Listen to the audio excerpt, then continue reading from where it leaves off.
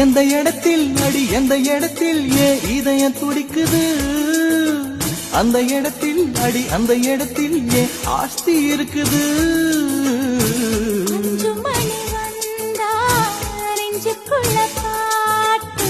பூத்திருச்சு பூவு இன்னும் என்ன பூட்டு நான் உறவுக்காரி உறவுக்காரி உறவுக்காரி நீ கட்டிய வேட்டிக்கும் கட்டும் தாலிக்கும் உரிமைக்காரி